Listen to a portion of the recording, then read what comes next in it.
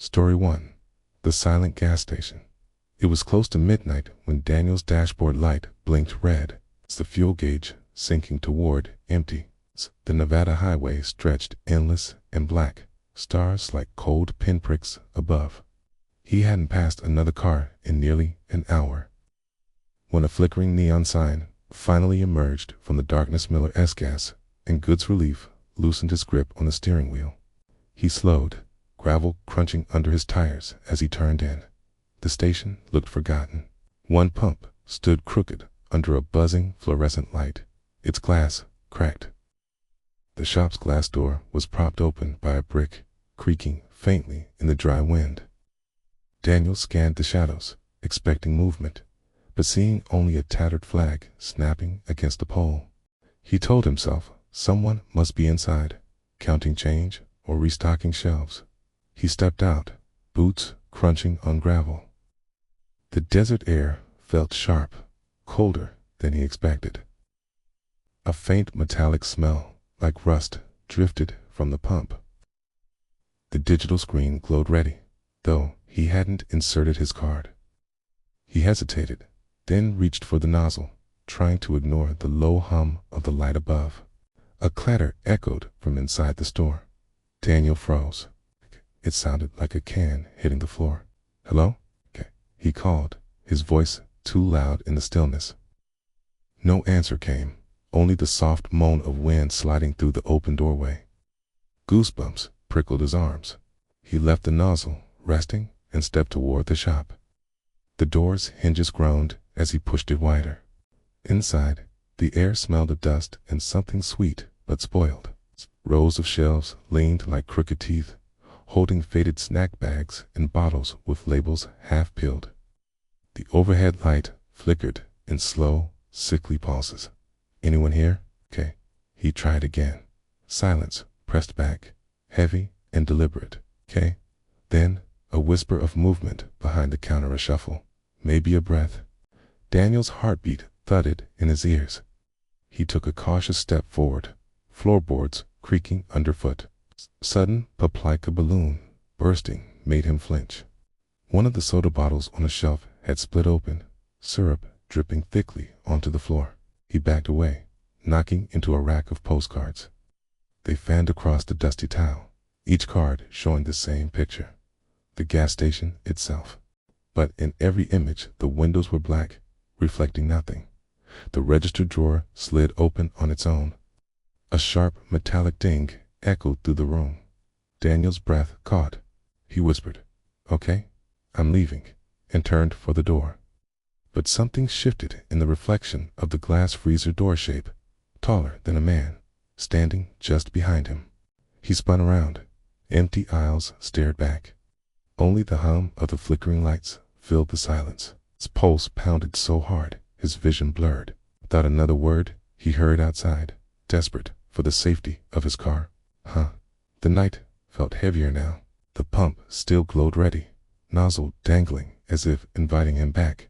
He forced himself to breathe, slid his card, and started fueling, eyes darting to every shadow.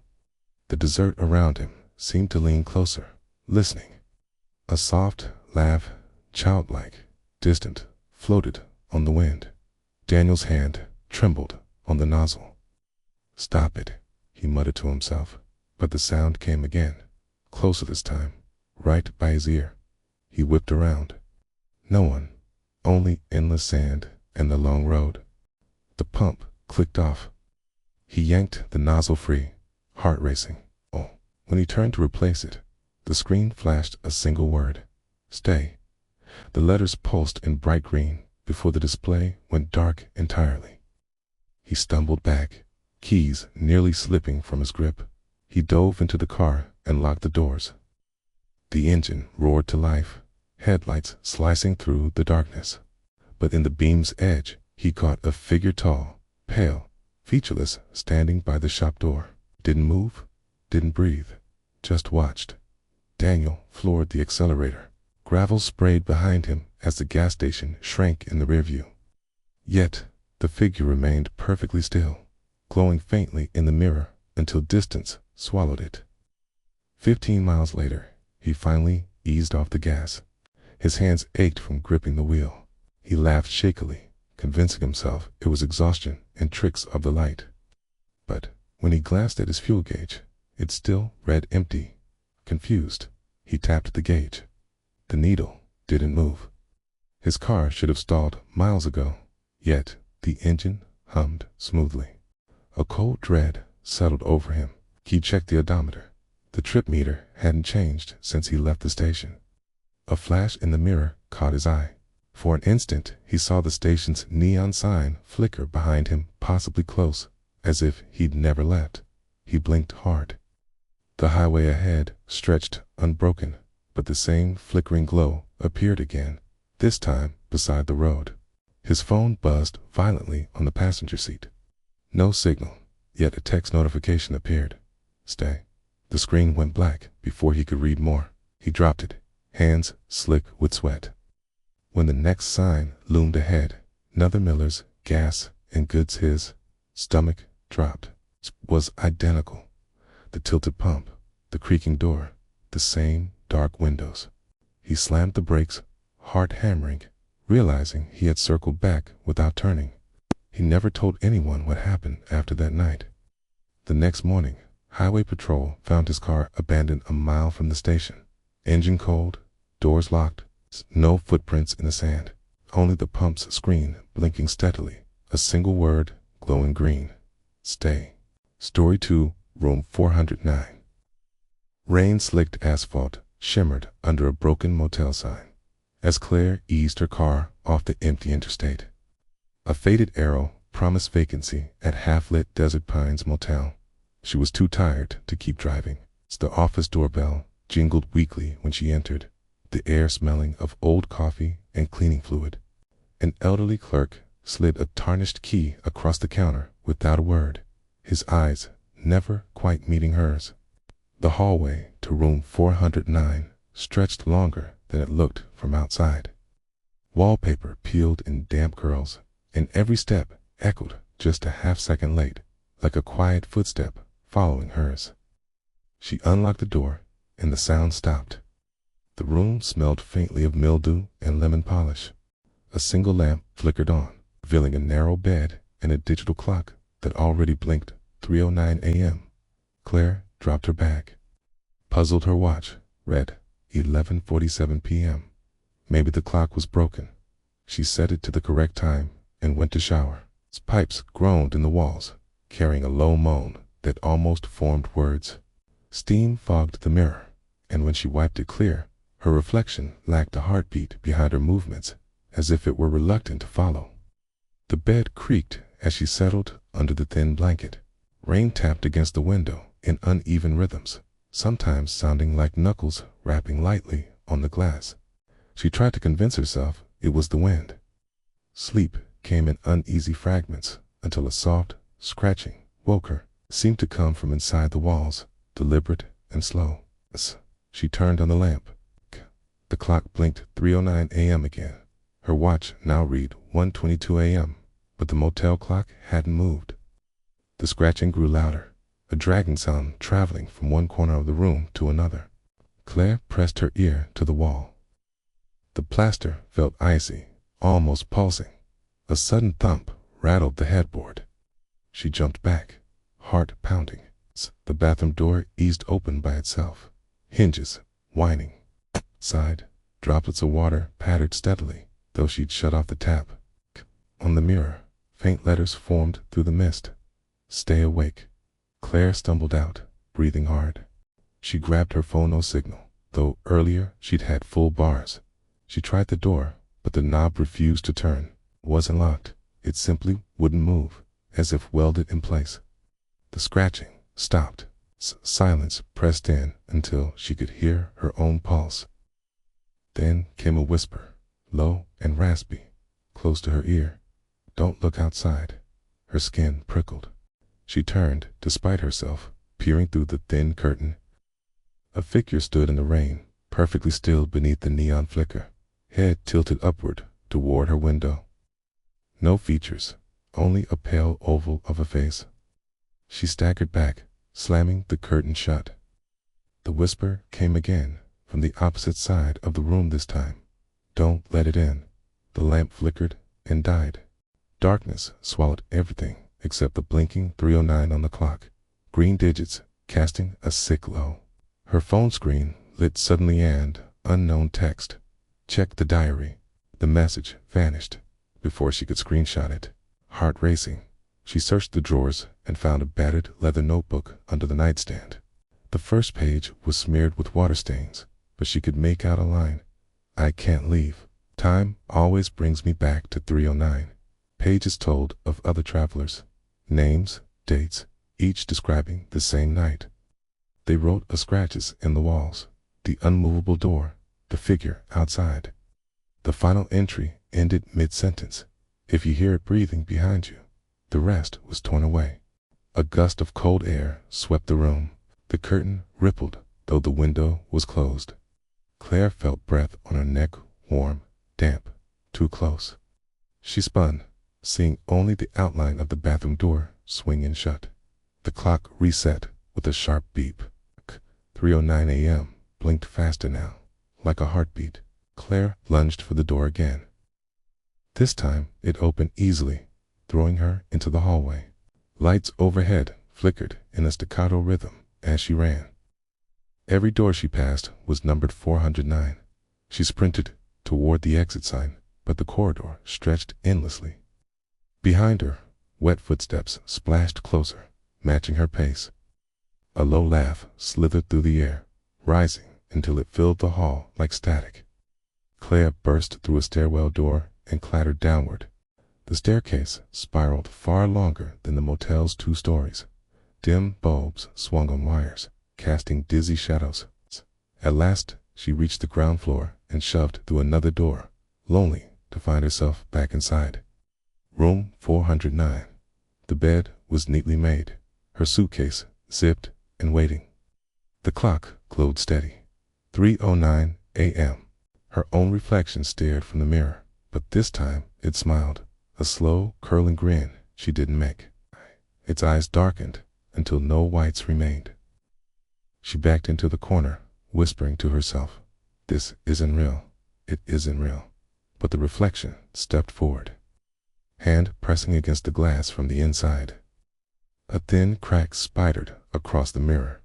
The door swung open, and the elderly clerk stepped in, his expression blank. "Time's up," he said softly. Behind him, the hallway was a void of black. The reflection's hand pushed harder, glass groaning. Claire felt the room tilt, lights dimming to nothing but the green glow of the clock. Her last thought was of rain on asphalt as everything folded into darkness. Morning staff later swore the room had been empty all night. Only the clerk quit without explanation, leaving the key on the counter. Guests still ask why room 409 stays locked, but the owner just shrugs, claiming there's no such room at Desert Pines Motel. Story 3. The Fourth Step. The trailhead looked harmless in the last wash of twilight, a simple wooden sign pointing toward Pine Hollow Loop. 5 friends, Noah, Lena, Victor, Jessa, and Marcus had planned the moonlit hike for weeks, eager for crisp night air and the thrill of being alone in the forest. They joked about ghost stories as they switched on their headlamps and stepped into the trees. The path wound uphill beneath a canopy of black branches. Damp leaves muffled their footsteps, yet an odd rhythm soon emerged. Every time the group's shoes crunched in unison, a single extra step followed a beat behind.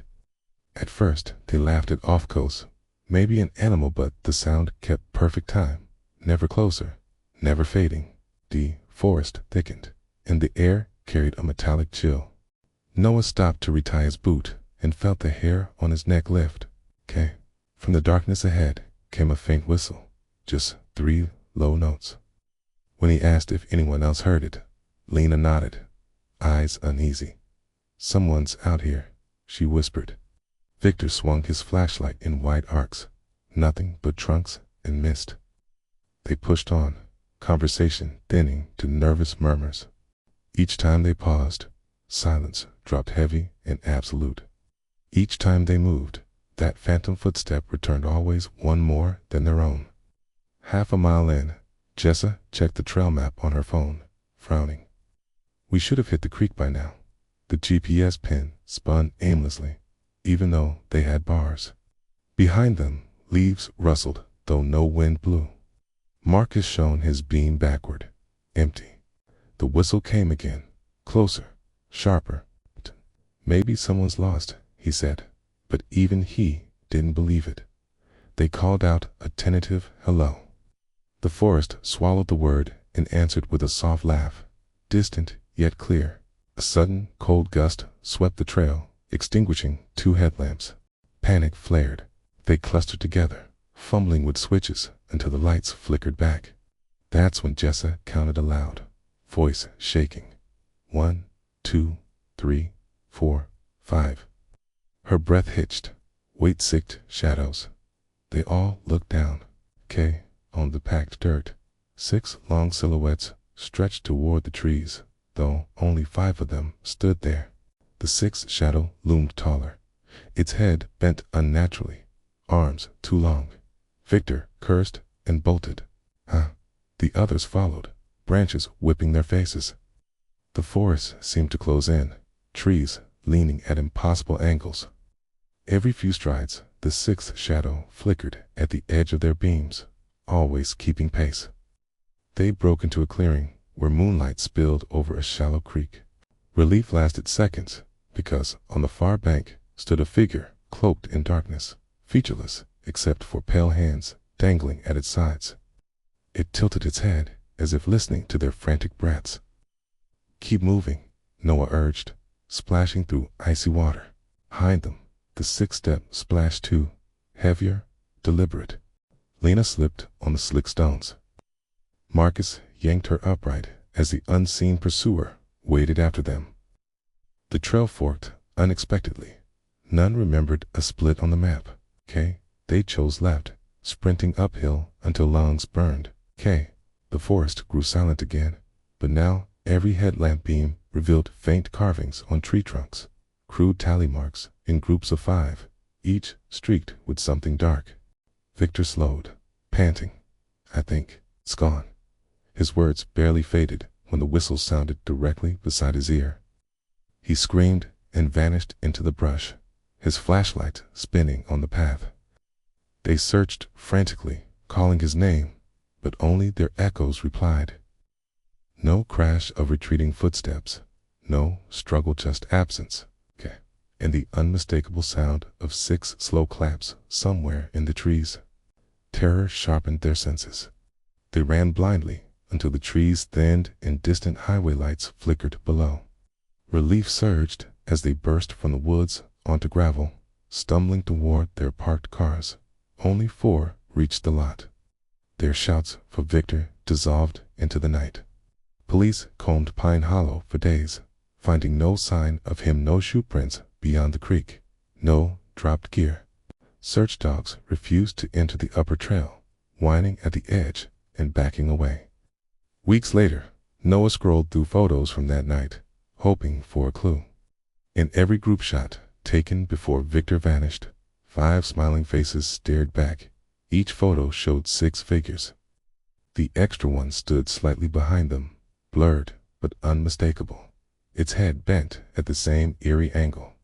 Noah deleted the pictures, but his phone gallery kept restoring them on its own. Each time, the 6th figure appeared a little closer, its pale hand stretching toward the lens. The friends rarely speak of Pine Hollow now, but sometimes, late at night, each swears they hear it outside their bedroom windows. A single, soft whistle, followed by one more footstep than there should be. Story for the vanishing lift. The building at the edge of Saturn Market had always felt older than its 50 years. Its paint peeled like sunburnt skin, and the single-service elevator rattled so loudly it seemed ready to collapse. Late one August night, Imran finished an overtime shift at the printing shop on the ground floor and pressed the call button. The stairwell smelled of damp plaster and rotting wood, but the elevator door slid open with a sigh. He stepped inside and hit 7, the floor of his rented room. The metal cage shuddered as it rose, Fluorescent lights flickered overhead, washing the interior in a sickly blue. As the numbers climbed 2, 3, 4, Imran heard a faint humming. A tune like an old nursery rhyme seemed to float from the ceiling vent. The car jolted to a stop between the 5th and 6th floors. Lights dimmed to a pulsing glow. Imran tapped the panel, then pressed the emergency bell. A hollow clang echoed through the shaft, but no one answered. The humming grew clearer high, childish, almost cheerful. "Hello?" he called, voice tight. Silence followed for a breath, then a whisper close to his ear. "Come play." Imran spun around. Empty metal walls stared back. The floor indicator suddenly skipped to B2, the basement level he'd never seen. The elevator began to descend without his touch, swaying as if buffeted by unseen wind. The humming became a full melody now, the kind mothers sing to lull a child to sleep, but each note sounded slightly distorted, off-key. The doors slid open onto a corridor he didn't recognize long, narrow, lined with flickering yellow bulbs. Cold air poured in, smelling of rust and wet stone. At the far end, something small darted across the light, too quick to identify. Imran stabbed the close button. The doors shut with agonizing slowness. He pressed 7 again and again. The elevator obeyed, groaning upward. Relief barely settled when the lights went black. Darkness pressed in until only the floor indicator glowed a soft, pulsing infinity instead of a number. A sudden knock rattled the door from the outside. 3 slow taps. Imran's breath caught. "Who's there?" he whispered. The answer came as giggling, echoing from every corner of the car. Lights snapped back. Now he wasn't alone. A child-sized silhouette stood across from him, features blurred like a smudged photograph. It tilted its head, humming the same tune. Imran stumbled against the panel, hitting every button at once. The figure stepped closer, its feet making no sound. The air grew heavy and metallic. Imran squeezed his eyes shut, chanting prayers under his breath. When he dared to look again, the car was empty, but the humming hadn't stopped. With a violent lurch, the elevator dropped. Imran slammed against the wall, weightless as it plunged. Just as suddenly it halted, and the doors slid open onto the familiar 7th-floor hallway. His knees nearly gave out as he staggered out, gasping. Behind him, the doors remained open. From the dark shaft came a final, soft whisper. "Stay and play. Fever." The doors closed silently, sealing the sound.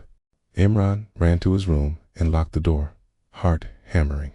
He barely slept, convinced he dreamed it all. But in the morning, neighbors gathered around the lobby, murmuring. The elevator sat on the ground floor, doors stuck half open, power completely dead. The maintenance man swore the lift hadn't run all night. Security footage showed no movement, no lights, just the empty shaft. Yet Imran's keycard log proved he'd reached his room at 12:37 a.m., the exact time the cameras recorded nothing. Weeks later, residents still hear faint humming drifting through the elevator shaft around midnight. Sometimes the car moves on its own, stopping between floors. And those who ride alone after dark often swear they feel a tiny hand brush theirs in the dark. Story 5. Whispers over Black Lake. The road to Black Lake wound like a dark ribbon through pine forest, headlights slicing the mist. Santa gripped the wheel tighter as rain began to fall, soft at first, and then hard enough to drown the radio. The lake was supposed to be peaceful, a weekend escape from Karachi's noise, but the GPS kept losing signal, leaving her to follow a narrowing dirt path. She finally spotted the cabin's roof through the trees, a steep triangle of wet shingles glinting in her beams. When she cut the engine, the night pressed in. No frogs, no wind, just a low hum like distant static. Her cousin Hina waved from the porch, umbrella useless against the sudden sheets of rain. Inside, the air smelled of pine sap and damp stone. The walls held framed photos of the lake, but every image looked oddly blurred, as if the water had been moving violently when the pictures were taken. Hina laughed off the strangeness. Power cuts are common. Lanterns are ready. It's cozy, you'll see. By midnight, the storm eased. They boiled tea on a small gas stove and sat by the window, watching lightning flash over the black surface of the lake. Sana thought she heard a faint splash, though no boat lights showed. Maybe a fish, Hina shrugged, but her eyes lingered on the water longer than her smile suggested. A sudden knock rattled the back door 3 slow thuds. Both women stiffened. The nearest neighbor was a half-hour drive away. Sana grabbed a lantern and stepped carefully toward the sound. The door's latch trembled, as if someone on the other side dragged a finger across the wood. "Who's there?" she called, voice barely steady. Silence answered, broken only by a drip from the eaves. She opened the door a crack. Empty darkness stared back. The rain had stopped entirely. Even the trees stood unnaturally still, as if holding their breath. When she returned to the kitchen, Hina was peering out the front window. "There," she whispered, pointing toward the lake. Across the water, a pale light floated just above the surface, bobbing gently like a lantern carried by invisible hands. It pulsed faintly, a rhythm that almost sounded like a heartbeat. Sana lifted the lantern higher. The glow on the lake brightened in response, as if noticing her. A chill crawled up her spine. "It's probably a reflection," she said, but her words lacked conviction. The light blinked 3 times, paused, then 3 times again. They tried to distract themselves with a deck of cards, but every few minutes Sana felt drawn back to the window. The pale glow had moved closer to their shore, though no ripples disturbed the surface. It hovered now at the edge of the dock, impossibly still. A soft whisper slid through the room. "Come outside." Hina's eyes widened. "Did you?" Yes, Sana cut in. The voice was unmistakable, neither male nor female, but low and intimate, like someone leaning close to the ear. The lantern on the table flickered violently and went out, plunging them into darkness. In the sudden quiet, the whisper came again, clearer, from just beyond the window glass. "We've been waiting." The air smelled of wet earth and something metallic, sharp enough to sting the nose. Sana fumbled for her phone, but the screen glowed blank white, unresponsive. When she looked up, the pale light was gone. Only black water stretched to the tree line. Faint, wet footprints now marked the cabin floor, leading from the back door toward the lake. Story 6. The lantern road. A pale autumn moon floated over the empty highway as Zahid's taxi rolled through the desolate hills outside Murray. Midnight mist pooled across the blacktop, softening the trees into ghostly silhouettes. His last passenger had been dropped off an hour earlier, and he welcomed the quieting till the engine sputtered and every dashboard light flickered like dying fireflies. He eased onto the gravel shoulder, half a tank of fuel. No villages 4 miles. Zahid popped the hood, steam curling into the cold night. That's when he noticed it, a warm amber glow ahead, floating chest high in the fog. A lantern steady, bright, and impossibly alone. A figure stepped into the glow. It's tall, wrapped in a gray shawl, face hidden beneath a deep hood. "Car trouble." The voice carried smoothly through the still air, soft but oddly resonant. Zahid felt a rush of relief. "Yes, the engine keeps." He stopped. The stranger was suddenly on the opposite side of the taxi, though no footsteps had crossed the gravel. The lantern hadn't wavered. "Road ahead is long," the figure said. "You should turn back." The lantern flared, shadows stretching across the tarmac like black ribbons. Zahid blinked. The stranger seemed taller now, the shawl rippling, though the night was windless. A metallic clatter sounded behind him. The trunk stood wide open, every tool scattered across the ground. Zahid's heart skipped. He hadn't touched the latch. When he turned again, the lantern now glowed 20 meters farther down the road. The figure raised one long arm, silently beckoning. Against reason, he followed. Each step sank into damp gravel as though the earth tried to hold him back. The mist thickened, swallowing the taxi's headlights until only the amber glow remained. Behind him, the engine died with a final cough. The stranger's voice drifted through the fog, melodic and low. "Keep close." The dark remembers. Sahid's breath formed quick clouds in the sudden cold. He glanced at his phone for a signal. The screen lit with a single phrase in pale green letters. "Turn around." He froze. The lantern bobbed patiently ahead. Then a second light appeared, deeper in the fog, and a third, each forming a crooked trail into the hills. The first figure lifted its arm again, hand unnaturally long, fingers bending like thin branches. Sahid's instincts screamed to run. He spun toward his taxi, only to find the road gone, replaced by endless gray. The lights behind him vanished, leaving nothing but the growing line of lanterns stretching forward like a glowing spine. A distant cry echoed, part whistle, part human wail. The sound tugged at something deep in his chest, equal parts terror and strange familiarity. He stepped forward, each footfall crunching on unseen gravel. The fog thinned briefly, revealing an old stone bridge spanning a narrow gorge. The lanterns floated along its railings, swaying in unison, though no wind stirred. The stranger waited at the center, hood still low. "Almost home," it murmured. "What home?" Zahid asked, voice trembling. The figure tilted its head. Beneath the hood, two dim lights glimmered where eyes should be, cold and depthless. "The place you forgot," it whispered. A sudden gust rushed up from the gorge, carrying the smell of wet earth and something metallic. The bridge groaned. Zahid felt the boards vibrate under his shoes like a giant heartbeat. The lanterns brightened until the mist shone amber. Then came footsteps, many of them birching from behind. He turned, but the fog only thickened, and silhouettes emerged one by one, tall, thin, each carrying its own lantern. Their faces were featureless, smooth like wet clay. They formed a silent circle around him. The first stranger stepped closer, lantern casting his own shadow across Zahid's chest. "Every traveler finds the road again," it said. "Now it's your turn."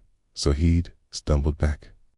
The wooden planks beneath him groaned louder, cracking at the edges. Far below, unseen water roared. He darted toward the opposite side of the bridge, but with every step the far shore receded, stretching away like a mirage. Lantern bearers began to hum, a low, droning harmony that vibrated in his bones. The lights pulsed with the rhythm, brighter, then dim. Zahid's head swam. The sound felt inside his skull, urging him to stop resisting. He covered his ears and shouted a prayer. The humming cut off instantly. Silence slammed down so hard his eardrums rang. When he dared to open his eyes, the lanterns were gone. He stood alone on an unfamiliar dirt road beneath a starless sky. Behind him, the bridge had vanished. Only flat black earth stretched into the dark. His taxi, the highway everything familiar, was nowhere. A single lantern now floated a few meters ahead, the gray-shawled figure beside it. "You turned back," it said, almost kindly. "But the road is a circle." The lantern light swelled until it filled his vision, a burning sun of amber. When the glow faded, Zahid found himself behind the taxi's wheel, engine idling smoothly. The dashboard clock read 12:37 a.m., exactly the time he'd first pulled over. The road ahead looked perfectly normal under a calm, clear sky. Shaking, he drove straight home and never took night fares again. Days later, while washing the car, he noticed something etched faintly into the inside of the windshield. A looping pattern of tiny circles like endless lanterns glowing softly whenever moonlight touched the glass. Story 7, Silent Passenger. It was past midnight when Amir boarded the last bus leaving Sada Station. The streets were nearly empty, wet from an earlier rain, headlights reflecting in puddles. The bus smelled of damp fabric and engine oil. He sank into a seat near the middle, glad to be alone. The bus rumbled through the city, weaving past closed shops and dim streetlights. Amir's eyes kept drifting to the rearview mirror. For a moment, he thought he saw a figure sitting 2 rows behind him who'd pulled low. He blinked. No one was there. A soft shuffle came from the back of the bus. Amir's pulse quickened. The hum of the engine and the squeak of brakes filled the empty space. He glanced again. The seat was empty, yet he felt eyes on him. The bus slowed at an unlit stop. A passenger stepped in, a man in a gray hood covering most of his face. He didn't speak. He moved silently to the back and sat. Amir tried to ignore him, pretending not to notice, but something felt wrong. The stranger never looked up, never shifted, never breathed audibly. Amir checked the other seats empty. He told himself it was a man sleeping or someone exhausted from the city, but the sense of being watched grew heavier. A sudden jolt made Amir grip his seat. The stranger remained motionless, yet in the mirror he seemed to have leaned slightly forward. Amir froze. The bus rattled along a pothole-filled road, headlights cutting through wet asphalt. The stranger's hoodie rustled, though no wind blew inside the bus. Amir's fingers tingled. He tried to make conversation with the driver, but words faltered. Every glance at the mirror revealed that the figure was always closer than it should have been. Amir moved 1 seat forward. So did the stranger, silently, without ever leaving the back row. Panic pricked his skin. He whispered to himself, "It's nothing. It's just a person." But the voice sounded hollow, even in his own ears. The bus stopped again. Lone streetlight illuminated the stranger's face, briefly, featureless, pale, eyes too dark. Amir turned fully to see. The seat was empty. The mirror told a different story. The stranger's reflection remained. He reached for his phone, hoping to call someone. Signal flickered weakly. Text messages failed. He tried to record video, but the screen went black whenever he aimed at the back of the bus. Only the silent figure remained visible in the mirror. The stranger's head tilted slightly, almost mocking. A low, static-like whisper rose from the rear, saying nothing, yet Amir understood perfectly. "Stay." Goosebumps crawled up his arms. Amir considered jumping off the bus at the next stop. The doors opened, a cold wind whipping in. He darted toward them, but the stranger appeared in the doorway, blocking his path. No feet touched the floor. Only the hooded form hovered. He backed away. The bus started moving again before he could regain his composure. Heart hammering, he whispered prayers he hadn't said in years. Each prayer felt swallowed by the hum of the engine and the rustle of the hoodie. The stranger remained motionless, but Amir felt pressure, as though something invisible was pressing against his chest. The mirror reflected a dozen subtle shifts, almost imperceptible, yet terrifyingly deliberate. At the next junction, Amir caught a glimpse of a bus stop sign reflected in the window. Nothing outside. The streets were deserted, silent. No pedestrians, no cars. Just a bus and the silent passenger behind him. He glanced again at the rearview mirror. The figure's reflection was closer than before, head tilted, hood shadows swallowing any hint of a face. Amir couldn't look away, trapped by the unnatural stillness. He tried speaking, voice cracking. "Do you want something?" No response, only a faint rustle. The stranger leaned slightly, almost imperceptibly, forward, like a predator, waiting. The bus climbed a hill. Amir counted the remaining stops, desperate for the last one before he could run. Each time he blinked, the hooded figure seemed to mirror him exactly, in posture, in breathing, even when Amir tried to move. The streetlights flashed intermittently outside, but every flicker revealed the stranger closer in reflection, though Amir hadn't moved. The sense of inevitability pressed against his chest like a weight of iron. At one dim intersection, Amir dared to look backward fully. The seat was empty. Relief surged brief, sharp. He glanced back at the mirror. Stranger's face was there, featureless, watching, smiling faintly. He realized he had been sitting forward the entire ride, trying to escape the reflection. But the mirror never lied. The figure had never moved from behind him. Yet outside, no one existed at all. As dawn approached, the bus slowed. The driver yawned, oblivious to Amir's terror. "Last stop," he said. Amir leaped from his seat the moment the doors opened. Outside, the street was quiet. He looked back. The bus sat empty.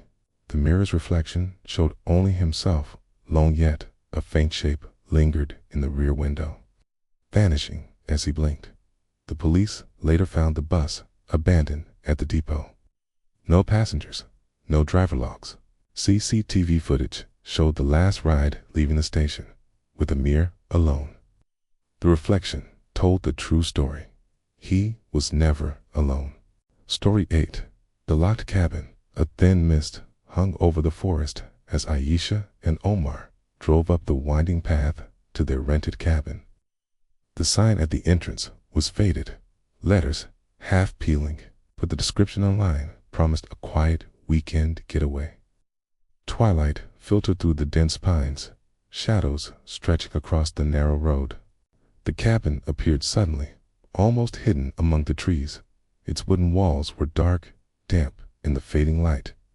Smoke curled lazily from the chimney, though no one was outside. Aisha's hands trembled slightly as she unlocked the door. Inside, the air smelled of pine and cold stone. Furniture was old but well kept, a cozy hearth dominating one wall.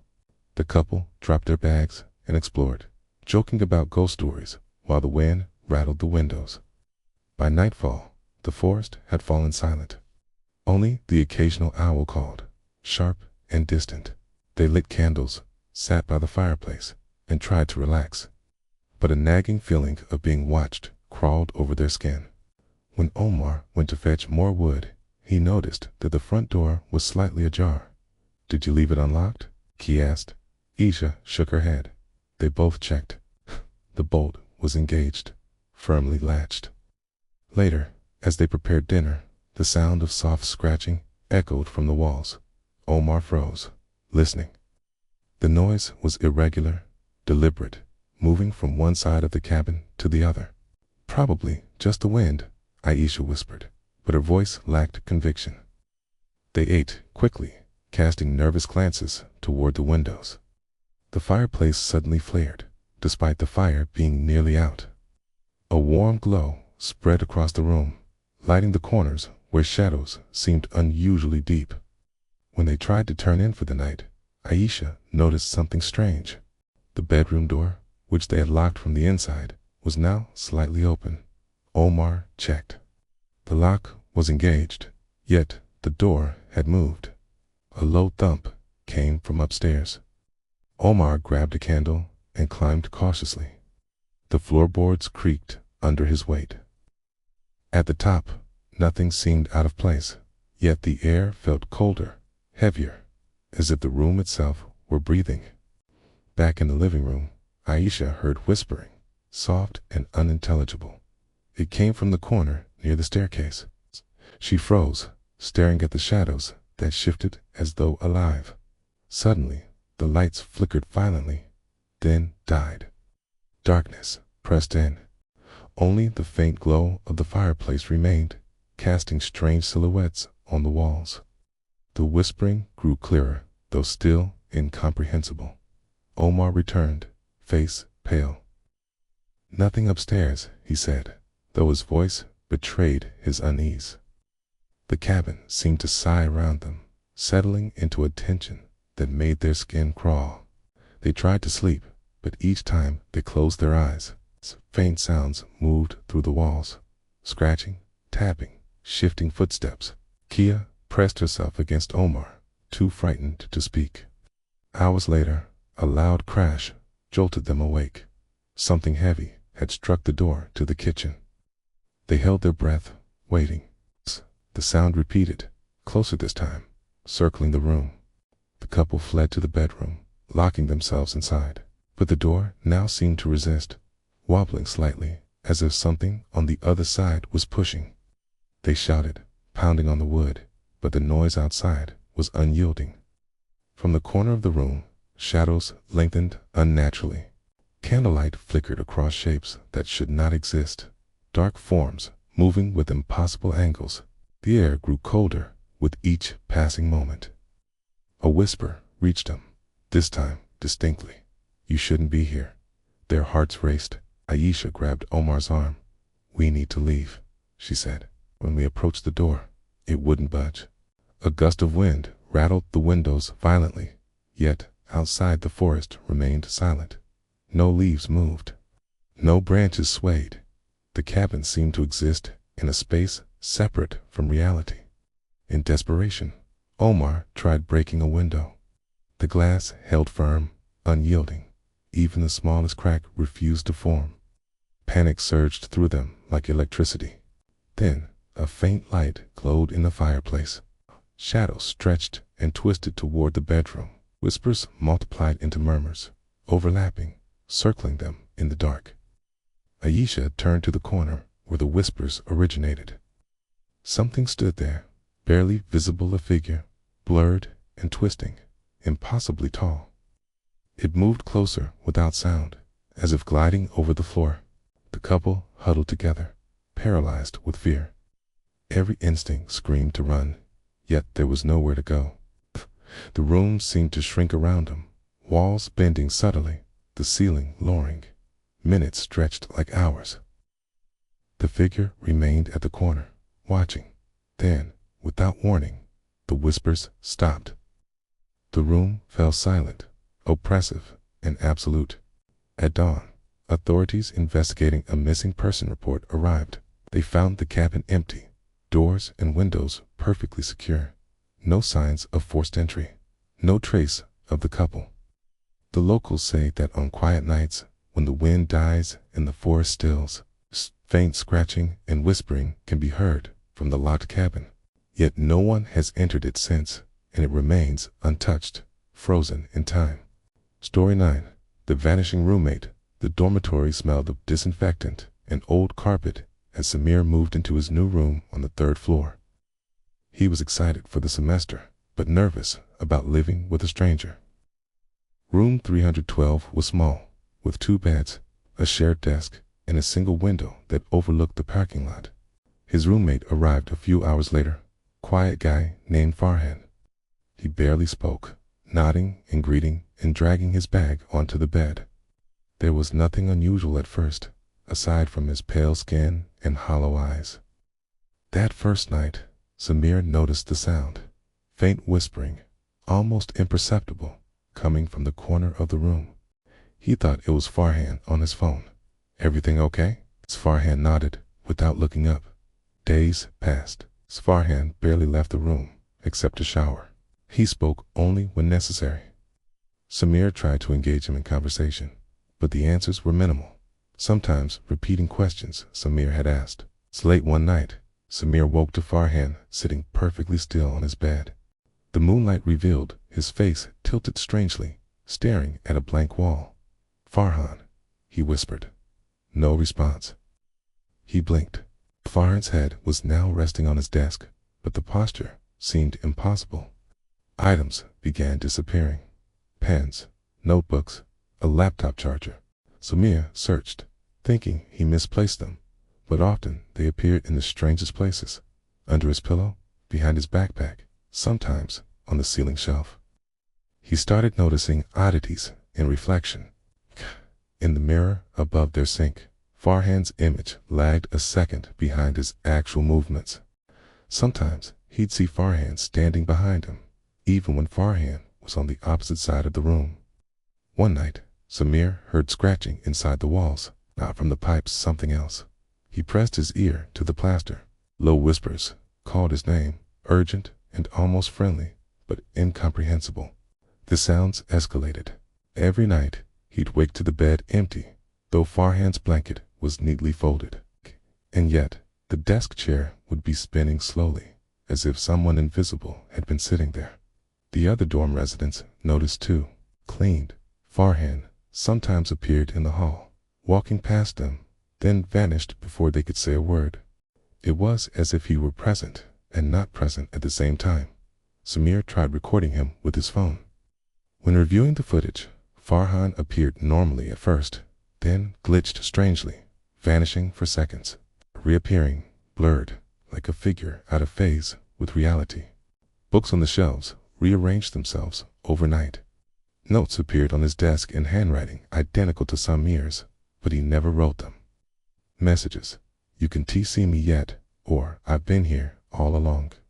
One evening, the lights flickered. Samir woke to find Farhan standing near the window, arms stretched unnaturally long, tilting forward as though the ceiling had bent for him.